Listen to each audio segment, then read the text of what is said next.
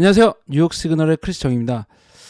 미국의 통화 정책을 주관하는 연준이 다음 금리 인상 여부에 이제 경제 상황을 보고 결정하겠다는 입장을 밝히면서 이번 주 시장의 모든 관심이 오로지 이제 데이터에 쏠렸었는데요. 그 활용 정점 8월의 고용 보고서가 드디어 공개가 됐습니다. 결론부터 이야기하자면 이 고용 보고서는 시장에는 꽤 우호적이었다라고 볼 수 있을 것 같은데요. 일단 8월의 신규 고용은 예상보다 높았죠. 7월의 수치가 18만에서 15만으로 하향됐고요. 8월은 18만에서 그 시장의 예상치였던 15만보다 훨씬 높았습니다. 할리우드의 연예계 파업으로 인해서 무려 5만 건이 넘는 채용 감소에도 나타난 이 고무적인 좀 결과라고 할 수 있을 텐데요. 물론 강력한 신규 고용은 인플레이션에는 부정적이다 할 수 있습니다. 이 타이트한 고용 시장이 임금 상승과 이 강력한 그 소비 지출의 원인으로 지목됐기 때문인데요. 이번에는 좀 달랐죠. 신규 채용이 늘어나긴 했지만 실업률이 무려 3.8%로 7월에 3.5%에서 0.3%나 높아졌기 때문인데요. 이 실업률 3.8%는 사실 2021년 3월 그러니까 약 18개월 만에 가장 높은 수준입니다. 실업률이 늘어난다는 건 이 채용이 되는 사람보다 실업자가 더 빠르게 증가하고 있다는 의미가 될 텐데요.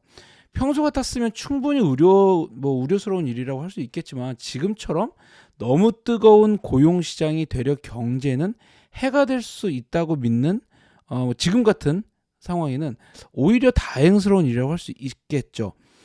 특히 경제 활동을 하는 사람들의 비용을 보여주는 노동 참여율이 증가하면서 사람들이 고용 시장에 몰리고 있다. 이 고로 타이트한 고용 시장이 완화되고 있다라는 시그널은 정말 긍정적으로 인식이 된 것 같습니다. 일할 사람이 부족하던 상황에서 이 사람들이 늘어나니까 당연히 임금 상승세는 한풀 꺾였고요.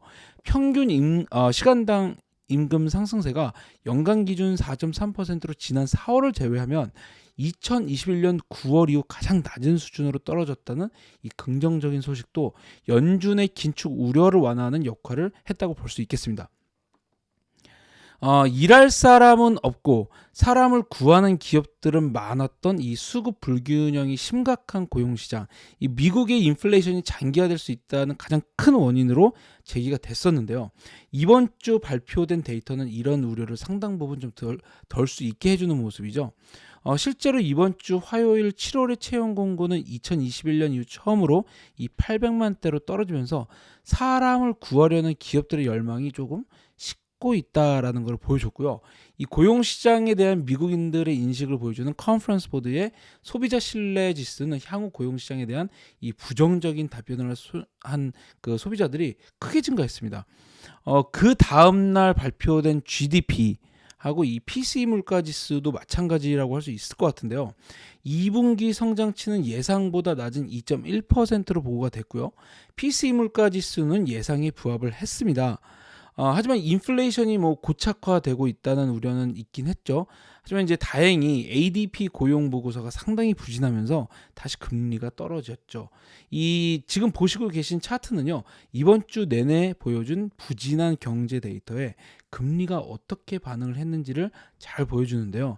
그런데 이 오늘 제조업 PMI 지표 때문에 이 반전이 나타나게 됩니다. 그동안 미국의 제조업은 상당히 부진했어요. 그 2020년 이후에 공급망이 붕괴되고 수요는 폭발하면서 이 반짝 호황을 누리긴 하긴 했지만 이후에 소비자들의 포커스가 상품에서 서비스로 이제 전환이 되면서 바람이 쫙 빠졌죠. 제조업은 지금까지도 무려 10 연속 경기 위축을 유지할 정도로 부진합니다. 이 제조업은 사실상 침체에 빠진 상태인데요. 그런 제조업이 8월 들어서 예상보다 강하게 회복을 하기 시작을 합니다. 차트를 보면 사실상 제조업이 바닥을 형성하고 이제 회복을 준비하고 있는 것처럼 보이는데요. 데이터를 집계한 ISM도 이제 똑같은 이야기를 합니다. 제조업이 바닥에 있다고 이야기를 하는 건데요. 제조업이 여전히 부진하지만 생산 능력을 유지하고 있고 상황에 따라서 주문이 늘어나면 회복이 가능할 것이다라는 얘기를 하죠. 하지만 오늘 주시해야 할 것은 바로 원자재, 그 중에서도 유가라고 할 수 있을 것 같은데요. 유가는 정말 광범위하게 사용되는 그 원자재죠. 자동차를 탈 때도 사용되고 플라스틱을 만들 때도 사용이 됩니다.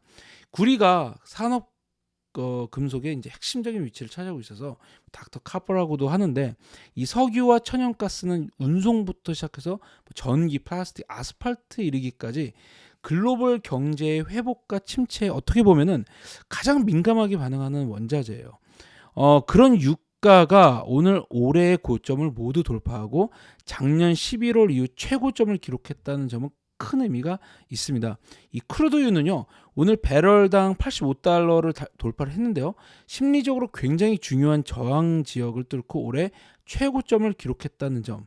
그만큼 글로벌 경제 회복에 대한 기대가 유가에서 나타나기 시작했다라는 점을 주목을 하셔야 될 것 같습니다. 물론 그만큼 이 경기 회복 사이클에서 수혜를 받는 에너지 섹터와 이제 원자재 섹터가 최근 가장 강력한 모습을 보이고 있는데요.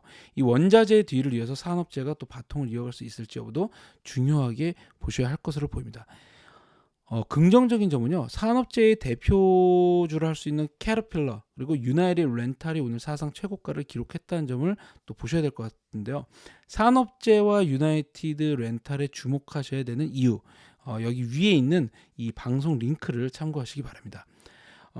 네, 오늘은 시장의 추세를 결정하는데 결정적인 역할을 할 것으로 기대했던 고용보고서 내용과 이번 주 경기 데이터에 대한 내용을 브리핑을 전해드렸습니다. 네, 감사합니다.